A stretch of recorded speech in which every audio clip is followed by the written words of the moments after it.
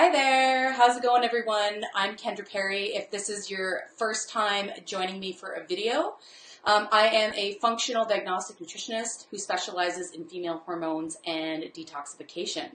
So today, I wanted to talk about polycystic ovarian syndrome. So this is a very common condition, and just based on a lot of the feedback and comments that I've been seeing on my some of my live streams and posts lately, it seems that there are a lot of people or a lot of women who are struggling with this condition. And these are just the women who know that they have it. So a lot of women, they don't have any idea that they have it, and they are suffering. It is a nasty condition. It causes a lot of symptoms, and they don't even know how to go about fixing it because they don't even know that they have it to begin with. So in this live stream today, I'm going to tell you about the most common symptoms, the diagnosis criteria for polycystic ovarian syndrome, and then I will tell you about what you should do if you think you have it. What would be your next steps? So if you're wondering if you have a hormone imbalance, if you're wondering if this could be something that you are experiencing, you can actually go to my website, kendraperry.net, and pick up my freebie. I have a free self-test that will teach you if you have a hormone imbalance in 5 minutes or less, so make sure to go pick that up. Okay. So polycystic ovarian syndrome is basically a condition, and just a disclaimer, I'm not a licensed medical professional, so I actually can't diagnose, but I can kind of tell you what the diagnostic criteria and what the really common symptoms are, and then you can take that information to your doctor and see if you can actually get that diagnosis, or get an idea if maybe this is something that you have. Okay, so polycystic ovarian syndrome. Basically, to get diagnosed, you need 2 out of 3 things going on with you. So number 1 is that you have cysts around your ovaries. Number 2 is that you have elevated or high testosterone. And number 3 is that you have irregular or completely absent periods. Okay, so those are the 3, and you need at least 2 of those 3 to be diagnosed with polycystic ovarian syndrome. So I know it's called polycystic ovarian syndrome, but it's interesting because you could have elevated testosterone, you could have irregular periods and no cysts and still have technically what's called PCOS. Okay, so what's actually going on with PCOS? So the biggest thing that tends to be going on is an elevation of testosterone. Okay, so there is too much testosterone in your body. You're either producing too much or you're not clearing it quick enough, and this is a problem. So we think of testosterone primarily as a male hormone, but women do need it too. It's actually very important for energy, for weight loss, for maintaining a healthy muscle mass. It's really important for confidence and sex drive as well. So these are the reasons why testosterone is really important. But because it's such a potent hormone, if it gets too high in our system, it does start causing a lot of really negative side effects, okay?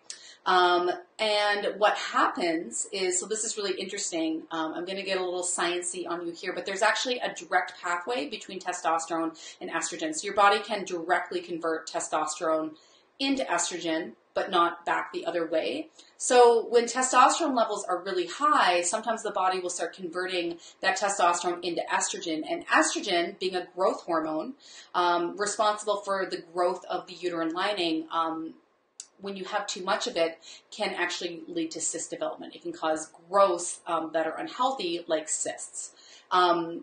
So this is obviously problematic. Having too much estrogen can predispose you for certain estrogen-dominant cancers. Again, another really nasty hormone imbalance that you can have.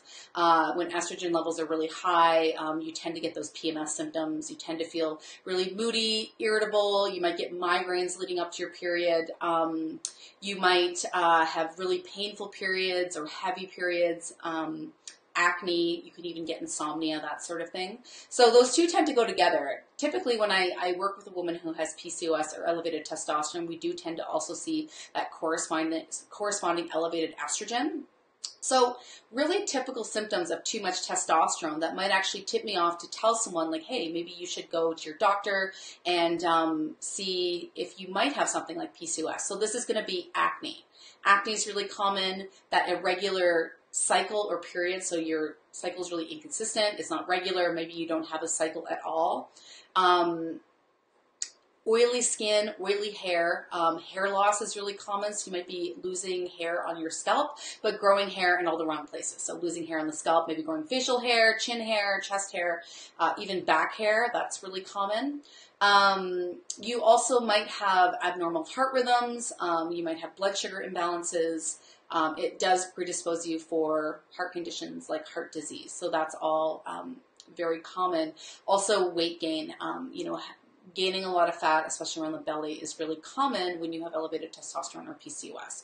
So if you have a lot of those symptoms, it can be really confusing. It can be really hard to get a diagnosis depending on who your doctor is.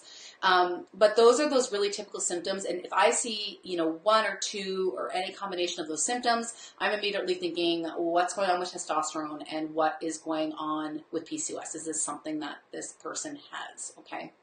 So another symptom I forgot to mention is infertility, and I mentioned in the description of this video that it's actually PCOS is the leading cause of infertility in the Western world, and that's just because when testosterone is really high, it interferes with ovulation. So women who have high testosterone or PCOS, they tend to not ovulate.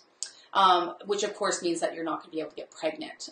Additionally, it can actually cause some physical damage because these cysts that will tend to form on the ovaries at some point, if they get too big or if, if that estrogen keeps pumping, they can actually burst. So this can lead to irreversible physical damage of the ovaries, which can make you infertile. Luckily, if you do have elevated testosterone or PCOS, it is reversible. You can do something about it. But unfortunately, if you have burst cysts and they've caused damage to your ovaries, that's probably going to be a lot harder to reverse, a lot harder to deal with, and you may end up being infertile. So if you have any of these symptoms, if you have cysts on your ovaries, definitely take this seriously. See your doctor or work with someone like me, a functional nutrition practitioner who can help you unwind this. If you do have PCOS or a lot of these symptoms of elevated testosterone, please do book a free appointment with me where we can discuss this. I can get a better idea of your situation and see if I can help you. You can always book on my Facebook page. You can book from my Facebook page, or you can book from my website at kendraperry.net. Okay, so there's three main things that you need to think about if you do have PCOS. Number one is you really need to learn to manage your low sugar, healthy whole foods diet is always a really major part of unwinding PCOS. Additionally, sleep is going to be really important because, getting less than 7 or 6 hours of sleep every night can actually make you just as insulin resistant as a diabetic. So that can really drive blood sugar issues as well. And I know a lot of women, they don't get enough sleep. They go to bed too late. Maybe they're only getting 5 or 6 hours a night, especially, when they have kids, when they have young babies. Sleep is always a really big issue, but if you can, try to fit in naps, and if possible, I do recommend going to bed before 10:30 every night and trying to get that 8 hours of sleep.